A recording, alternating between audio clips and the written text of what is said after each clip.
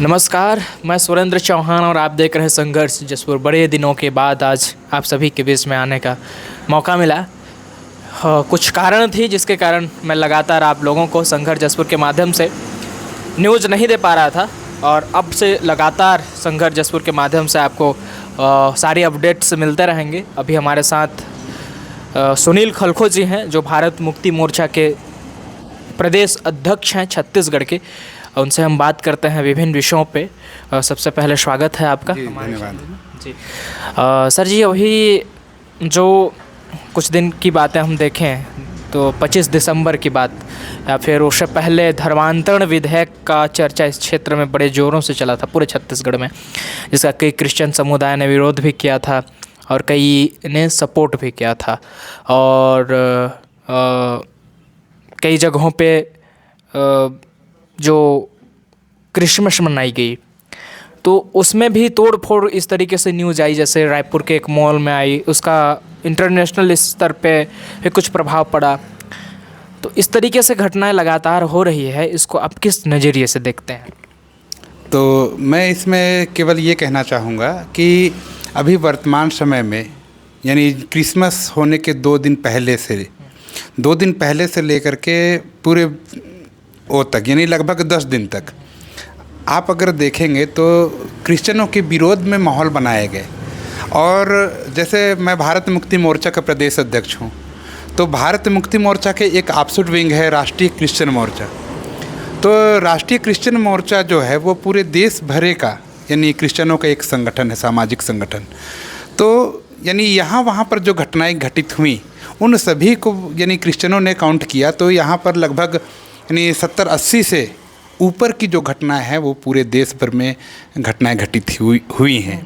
और इसमें एक जो घटना हुई जो सबसे ज़्यादा वायरल हुए वो रायपुर के मॉल में और बस्तर के कांकेर में। ये जो 2 घटनाएं हैं, ये सरपंच का फैमिली वाला जो प्रकरण था जी, तो ये 2 घटनाएं जो हैं पूरे देश भर में यानी बवाल मचा दिया है।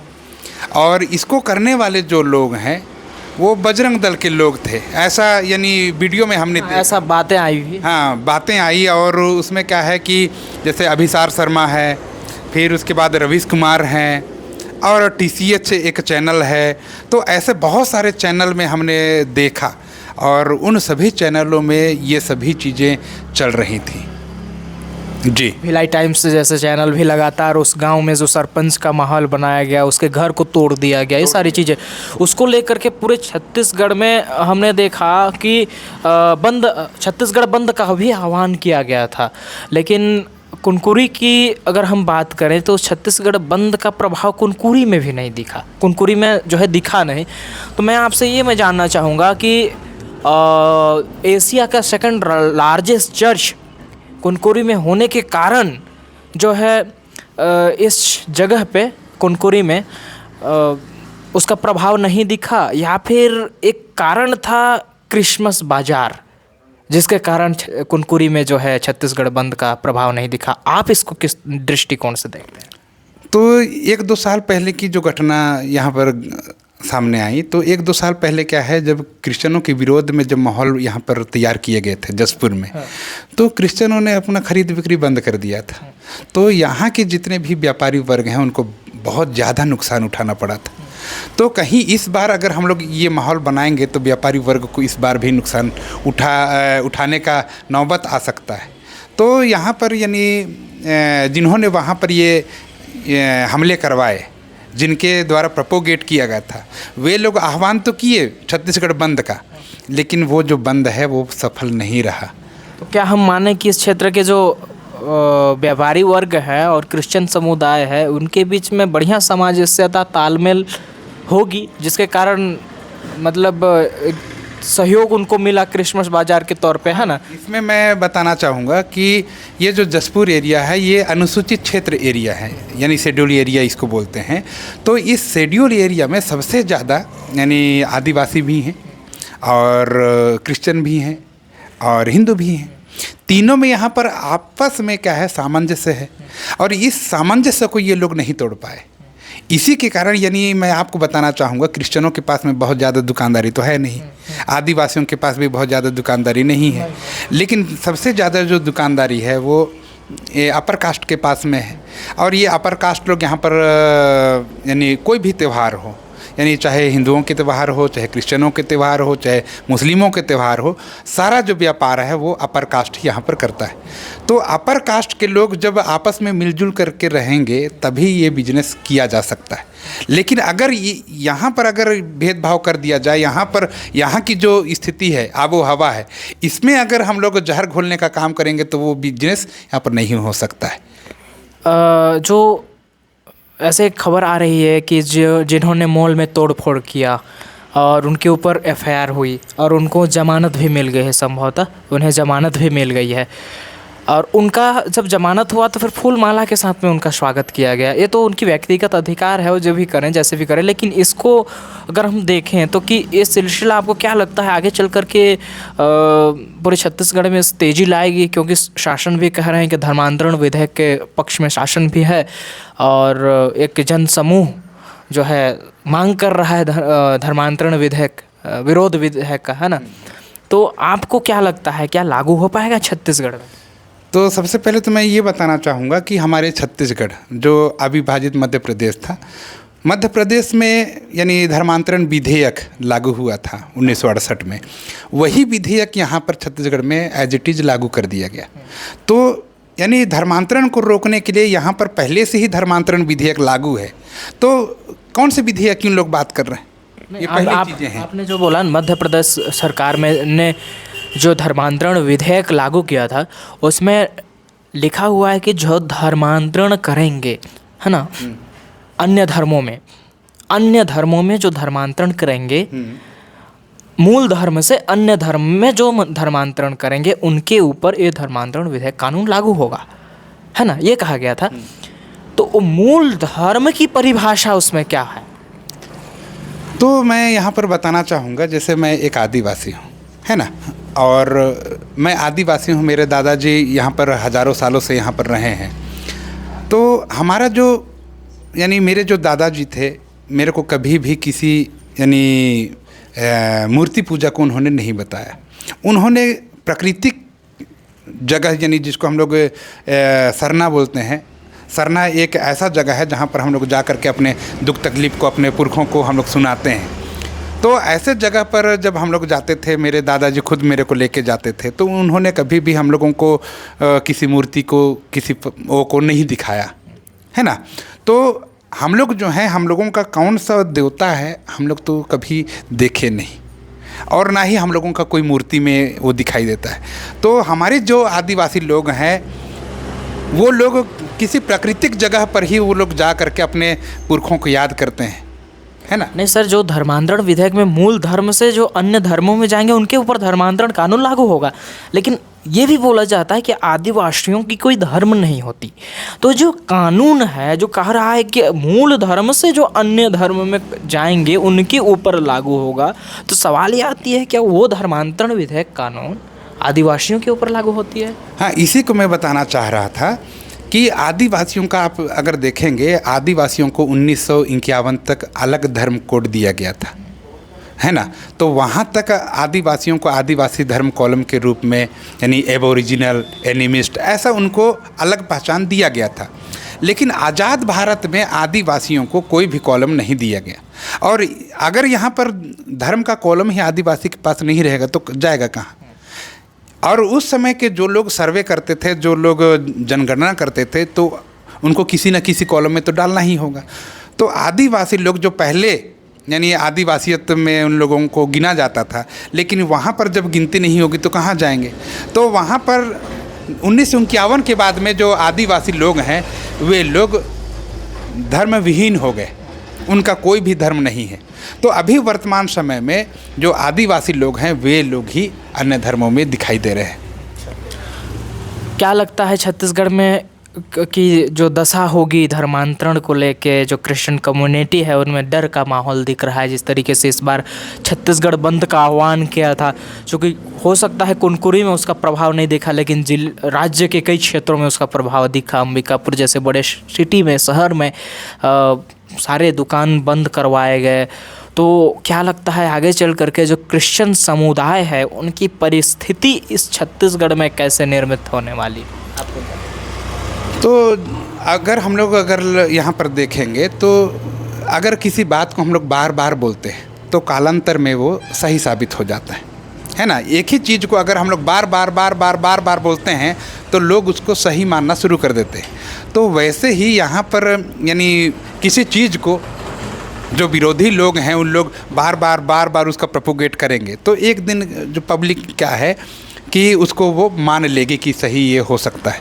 मैं आपको एक उदाहरण बताना चाहूँगा कि मान लिया जाए कोई व्यक्ति चोर नहीं है, लेकिन विरोधी उसका जो विरोधी होगा वो अगर बार बार घूम करके एक गांव में, दूसरे गांव में, तीसरे मोहल्ला, चौथे मोहल्ला, ऐसे में अगर लगातार प्रचार प्रसार करे तो सभी के हर अलग अलग टोले में, अलग अलग पारा में, अलग अलग गांव में ये माहौल बन जाता है कि फलना आदमी चोर है।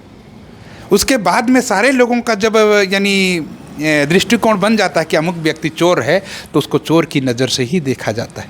तो ऐसे ही यहाँ पर जो माहौल बनाया जा रहा है ना, किसी चीज़ को प्रोपोगेट करने के लिए बार बार किया जा रहा है, तो इससे ये साबित तो नहीं होता कि वो चोर ही होगा, लेकिन क्या है कि उसके विरोध में सारे जगह नेगेटिविटी फैल जाएगी और उसको उसी दृष्टि से देखा जाएगा। छत्तीसगढ़ में आदिवासियों की जो संख्या है वो 32% है। तो 32% आदिवासियों के अंदर में यानी ये माहौल बनाया जा रहा है।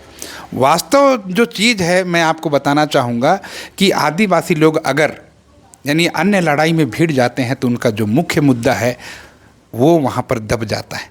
अभी वर्तमान समय में अगर आप देखेंगे तो हमारे आदिवासियों को धर्म की लड़ाई तो बिल्कुल नहीं लड़नी चाहिए, और धर्म केवल हम लोगों को एक दूसरे के समर्थन में खड़े होने के लिए सिखाता है, लड़ाई लड़ने के लिए नहीं सिखाता है। लेकिन यहाँ पर जो माहौल बनाया गया वहाँ पर आदिवासी लोग, चाहे एससी लोग, ओबीसी लोग, उन लोग धर्म की लड़ाई में अभी जूझ रहे हैं, उसी में परेशान हैं। वास्तव में जो लड़ाई है साथियों, मैं बताना चाहूँगा कि यहाँ पर हम लोगों का जल जंगल ज़मीन छीना जा रहा है, जल जंगल ज़मीन छीना जा रहा है। आप अगर देखेंगे बस्तर के जितने भी संभाग हैं, लगभग बस्तर के जितने भी ज़िले हैं, उन सभी ज़िलों में आदिवासी लोग अपने जल जंगल ज़मीन की लड़ाई, तमनार क्षेत्र में लगातार आंदोलन जारी है, लोग प्रोटेस्ट कर रहे हैं, लेकिन उनकी कोई सुनवाई नहीं हो रही है। अभी एक घटना ये हुई है जिसमें एक पुलिस जो कांस्टेबल, महिला पुलिस कांस्टेबल, उनके ऊपर भी हमला हुआ। अभी जो कुछ 2-3 दिन पहले एक घटना आई और एक वीडियो क्लिप वायरल हो रही है जिसमें एक महिला जो कर्मचारी है, महिला कांस्टेबल है, उनके ऊपर एकदम मतलब आपत्तिजनक हरकत किया गया। उसका तो हम कड़ी शब्दों में निंदा करते हैं कि ग्रामीण अगर इस तरीके से हरकत कर रहे हैं तो बिल्कुल गलत है। किसी भी जो ड्यूटी में तैनात है, क्योंकि वो तो बंदिश है, वो तो अपना ड्यूटी निभाएगा, लेकिन जिस तरीके से उसके ऊपर उसको प्रताड़ित किया गया उसका तो हम कड़े शब्दों में निंदा करते हैं और दोषियों के ऊपर कार्रवाई होनी चाहिए। चूँकि लेकिन गांव के जो क्षेत्र हैं, वो जो समिति हैं जो प्रोटेस्ट कर रहे हैं, इनका कहना है कि उन जो इस तरीके से असामाजिक तत्व जो कर रहे हैं उनसे हमारा लेना देना नहीं है। इसको इसलिए क्लियर कर रहा हूँ ताकि हमारे चैनल से क्लियर हो जाए कि हम क्या कहना चाह रहे हैं। तो जो गांव के लोग हैं उन्होंने तो क्लियर कर दिया कि इस जो महिला के साथ जो आपत्तिजनक हरकत किए हैं उनके साथ हमारा कोई लेना देना नहीं है। आपसे ये भी हम जानना चाहेंगे, इस तरीके से जो हरकत कर रहे हैं, जैसे ग्रामीणों ने कहा कि वो आदमी जो दो चार लोग जो भी थे, महिला के साथ जो आपत्तिजनक हरकत की उनसे हमारा लेना देना नहीं है, उन्होंने कह रहे हैं। तो हो सकता है इस आंदोलन को कमज़ोर करने के लिए फिर कोई साजिश के तहत महिला कांस्टेबल के साथ ऐसी घटना को अंजाम दिया जा रहा हो, ये भी सोचने वाली बात है।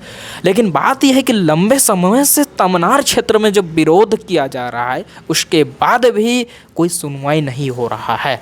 आखिर जैसे आपने कहा धर्म की लड़ाई में आदिवासी जूझ रहा है, लेकिन हम तो देख रहे हैं कि आदिवासी जल जंगल ज़मीन की लड़ाई में भी जूझ रहा है, लेकिन सफल क्यों नहीं हो रहा है? और अगर इसी तरीके से होते रहेगा तो क्या आदिवासी अपनी लड़ाई लड़ना छोड़ दे या पलायन कर ले? क्या करे? उसके पास उपाय क्या बच रहा है अंतिम में? सबसे पहले तो मैं ये जो तमनार की जो घटनाएं जिसे आपने बताया, इसको मैंने सोशल मीडिया में मैंने भी देखा। मैं ये जो कृत्य करने वाले लोग हैं, मैं इसका कड़ा विरोध करता हूँ। मैं यानी चूँकि मैं भारत मुक्ति मोर्चा का प्रदेश अध्यक्ष हूँ, मैं भी लगातार आंदोलन करता हूँ। पूरे छत्तीसगढ़ में हमारे आंदोलन होते रहते हैं। हम लोगों ने यानी पूरे आंदोलन के बाद में हमने यानी देखा है आंदोलन के तौर तरीके क्या होते हैं, उसको भी हमने जाना है। तो आर्टिकल 19 हम लोगों को मौलिक अधिकार देता है, freedom of speech, freedom of expression. दूसरा जो है यानी शांतिपूर्वक और निरायुध सम्मेलन हम लोग कर सकते हैं, ये हम लोगों को संविधान ने अधिकार दिया। तो इसी अधिकार के तहत हम लोग आंदोलन कर सकते हैं, इसमें कोई यानी दो मत नहीं है, हम लोग आंदोलन कर सकते हैं। लेकिन आंदोलन के नाम पे इस प्रकार का जो कृत्य है वो हाँ वो नहीं होना चाहिए, अपराध है, वो बिल्कुल अपराध है। ऐसे लोगों को कड़ी से कड़ी सजा मिलनी चाहिए। तो इस तरीके से भाई वो भी तो किसी की बहन बेटी है, और किसी की क्यों नहीं, हमारी बहन बेटी है, उसके साथ इस तरीके से हरकत किया जाना ये गलत बात है जहाँ तक मुझे लगता है। अब कहाँ तक वो गलत है, मतलब गलत है।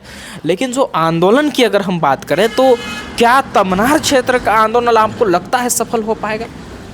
तो बिल्कुल सफल होगा। यानी मैं इसको एक और उदाहरण दे करके आपको समझाना चाहूँगा कि 1935 का जो अधिनियम है, भारत सरकार अधिनियम 1935, भारत सरकार यानी जो अधिनियम 1935 है उसके 91 और 92 को पढ़ेंगे तो भारत सरकार अधिनियम 1935 का जो अधिनियम वो कहता है कि ये जो है वो शेड्यूल एरिया है, और शेड्यूल एरिया को अलग क्षेत्र घोषित किया गया है। यानी उसको रिजर्व एरिया, आदिवासियों के लिए रिजर्व एरिया घोषित किया गया है। तो इस आदिवासी जो रिजर्व एरिया है, उस रिजर्व एरिया में घुसपैठ कैसे करेंगे, तो इसके लिए यानी विधायिका में यानी एक कानून लाया गया, और उसी कानून को हम लोग पेशा अधिनियम बोलते हैं। और ये जो पेशा अधिनियम है वो यानी 1935 के कानून को क्या करता है, उसके जो बैरिकेड हैं या उसके जो घेरे हैं उसको वो ब्रेक करता है। और ब्रेक करने से क्या है, वहाँ पर यानी पंचायत एक्सटेंशन नियम लागू हो जाएगा। तो वहाँ पर जो प्रोटेक्शन हम लोगों को मिलता था, 5वीं अनुसूची में प्रोटेक्शन मिलता था, उस प्रोटेक्शन को यानी ख़त्म करने के लिए पेशा एक्ट लाया गया। लेकिन झारखंड में आदिवासी क्षेत्र है, 5th शेड्यूल एरिया है, पेशा एक्ट की लगातार मांग वहाँ पे जारी है। हाँ, तो मैं इसको बताना चाहूँगा कि यहाँ पर जो ब्रेक लाया गया यानी उस घेरे को तोड़ा गया, उसके बाद में वहाँ पर पेशा अधिनियम लागू किया गया। तो पेशा अधिनियम को अगर हम लोग पढ़ेंगे तो वहाँ पर जो 9 है यानी अनुसूची 9 के तहत हम लोग वहाँ पर क्या है, अपवाद और उपांतरणों के अधीन आदिवासियों के हितों की रक्षा करते हुए हम लोग कोई भी कानून लागू कर सकते हैं। तो वहाँ पर क्या है कि धारा 4 को अगर पेशा अधिनियम का धारा 4 को आप पढ़ेंगे तो वहाँ पर का, खा, गा, घा, अंगा है। तो इन्हें अगर वो चीज़ को हम लोग पढ़ेंगे तो वहाँ पर हम लोगों को समझ में आता है कि अगर यानी कहीं पर हम लोगों को भूमि अधिग्रहण करना है तो वहाँ पर पंचायत से यानी पंचायत के जो ग्राम सभा है, उस ग्राम सभा की सहमति से हम लोग वहाँ पर भूमि अधिग्रहण कर सकते हैं।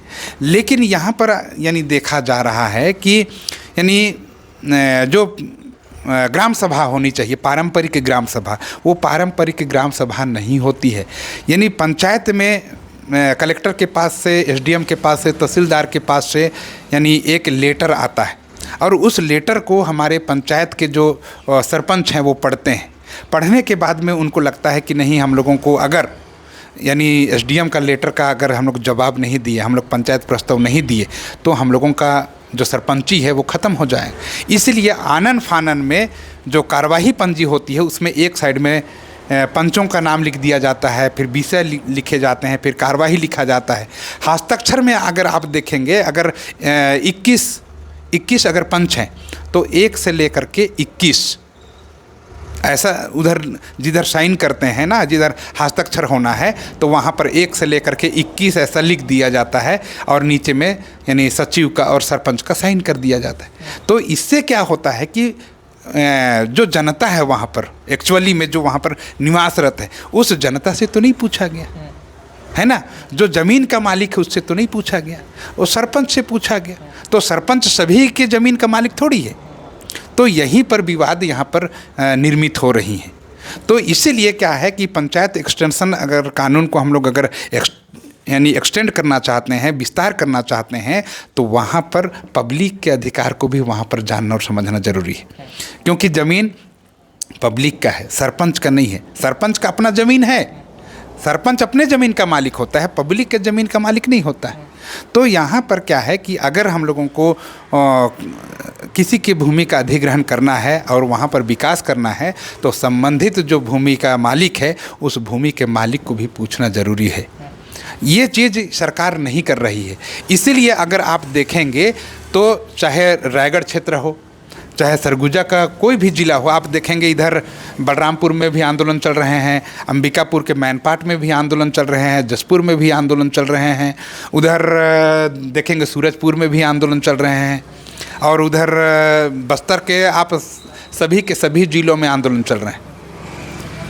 जन सुनवाई तो करवाई जा रही है, उसका विरोध क्यों हो रहा है जो जन सुनवाई की जा रही है शासन की ओर से? तो यहाँ पर यानी लोगों के मन में ये डर है कि अगर जन सुनवाई हो जाएगी तो मेरा ज़मीन उनके पास में चला जाएगा, और जिसको मैं रोक नहीं सकता, ये लोगों के मन में डर है। इसीलिए ये लोग यानी जितने भी ग्रामीण लोग हैं वे लोग जन सुनवाई को नहीं होने देना चाहते, क्योंकि ऐसा भी देखा गया, यानी आप रायगढ़ की ही अगर बात करें तो वहाँ पर जो जन सुनवाई का जो स्थल था ना, कार्यक्रम स्थल, वो जन सुनवाई के स्थल में जन सुनवाई नहीं हुई। एक शेड बना हुआ है, वहाँ पर जा कर के कोने में यानी वहाँ पर जन सुनवाई हो रही। तो जो ज़्यादा लोग हैं वे लोग बाहर में हैं और कुछ लोग ही वहाँ पर शेड के अंदर में हैं, और पूरा यानी पुलिस का जो बल है वो बाहर में घेरा लगा हुआ है। तो यहाँ पर ऐसा जन सुनवाई थोड़ी होता है। जन सुनवाई में क्या है कि प्रत्येक व्यक्ति को जिनका जिनका ज़मीन वहाँ पर जाएगा या जो लोग प्रभावित होंगे उन सभी को वहाँ पर बोलने का अधिकार है, लेकिन ये अधिकार को वहाँ पर यानी ख़त्म किया जा रहा है। उनके बोलने के अधिकार पर रोक लगाने के लिए ऐसा किया जा रहा है। तो यहाँ पर आप देखेंगे यानी चाहे एसडीएम हो, चाहे तहसीलदार हो, चाहे कलेक्टर हो, अगर कहीं फिर जन सुनवाई हो अगर करनी है तो वहाँ पर कलेक्टर के माध्यम से, कोटवार के माध्यम से, तहसीलदार के माध्यम से पहले वहाँ का जांच किया जाता है कि अगर हम लोग जन सुनवाई करेंगे तो क्या हो सकता है। अगर विरोध तो यानी हर जगह इनको झेलना ही पड़ेगा, लेकिन क्या है ये मौलिक अधिकार को उनसे नहीं छीना जा सकता है। और अगर आप देखेंगे कि अगर आदिवासियों को अपना यानी जल जंगल ज़मीन को बचाना है तो लगभग सारे लोगों को एकजुट होना होगा। और ये जो पेशा अधिनियम है ना, पेशा अधिनियम में हम लोगों को अधिकार है कि हम लोग अपने संस्कृति को, अपनी परंपरा को, अपने रीति रिवाज को, अपने ज़मीन को हम लोग बचा सकते हैं, और उसके लिए हम लोग ये कर सकते हैं। तो कहीं ना कहीं धर्मांतरण और इस तरीके से जो घटना हो रही है छत्तीसगढ़ में, आपसे लिंक है, आप ये कहना चाहेंगे? क्योंकि एक तरफ देखिए धर्मांतरण विधेयक कानून की मांग तेज़ी से हो रही है, और दूसरी तरफ आदिवासी क्षेत्र में जहाँ पे कन्वर्टेड ज़्यादातर आदिवासी हैं उस क्षेत्र में खदान या फिर इस तरीके से खोले जा रहे हैं, जिसकी लड़ाई में आदिवासी जूझ रहे हैं, आदिवासी खदानों का विरोध कर रहे हैं। एक तरीके से अब धर्मांतरण विधेयक कानून भी लागू हो रहा है। तो हम इसको किस तरीके से देख सकते हैं कि खदानों के आड़ में धर्मांतरण कानून, विधेयक कानून को लागू किया जा रहा है, या फिर इन दोनों अलग अलग मामला? आपको कैसे देखते हैं? मैं इसको ऐसे देख रहा हूँ कि यानी जो आदिवासी लोग हैं ना, आदिवासी लोग क्रिश्चियनिटी में जा रहे हैं। एक तरफ उनको प्रकृति पूजक यानी कहा जा रहा है, और एक तरफ क्रिश्चियन कहा जा रहा है। यहाँ पर आदिवासियों का ध्रुवीकरण क्या है, दो भागों में हो रहा है। और दो भागों में अगर आदिवासी लोग बंटते हैं, है ना, बंटते हैं और आपस में लड़ाई होती है तो इन लोग आपस में नहीं बैठ पाएंगे। और जब लड़ाई आपस में ही होगी तो अपने जल जंगल ज़मीन को कौन बचाएगा? आपस में तो फूट हो जाएगा। तो वहाँ पर आपका ज़मीन जाएगा तो मैं खड़ा नहीं होऊंगा, और मेरा ज़मीन जाएगा तो आप खड़े नहीं होंगे। तो अगर यहाँ पर आदिवासी से आदिवासी अगर यानी आपस में ही लड़ जाएंगे तो इन लोग ज़मीन को नहीं बचा पाएंगे। और यही कारण है आदिवासियों को लड़ाने का। मूल जो लड़ाई है, मूल जो समस्या है वो जल जंगल ज़मीन की, ऐसा आप कहते हैं? जी। तो दर्शकों, आपने देखा कि अभी हमने धर्मांतरण का भी बात किया, और जो खदानें खुल रही है इसका विरोध लगातार छत्तीसगढ़ में जारी है उसके विषय पे भी बातें किया। कहीं ना कहीं जल जंगल ज़मीन की लड़ाई सभी क्षेत्रों में चल रही है छत्तीसगढ़ के, और वास्तविक में आदिवासी जो क्षेत्र हैं उस क्षेत्र के आदिवासी परेशान हैं और डर का माहौल है कहीं हमको पलायन ना करना पड़े, कहीं हमारे जल जंगल ज़मीन से हमको विस्थापित ना कर दिया जाए, कहीं हम अपने गांव से कहीं दूर भगा ना दिया जाए, इसका उनको लगातार डर सता रहा है। आप किस क्षेत्र से हैं, क्या आपके क्षेत्र में भी इस तरीके से घटना हो रही है? हमारे कमेंट बॉक्स में ज़रूर बताइए, ताकि इस चैनल के माध्यम से आपके क्षेत्रों में भी आकर के हम कवरेज करके संघर्ष जसूर के माध्यम से उस खबर को दिखा सकें। धन्यवाद।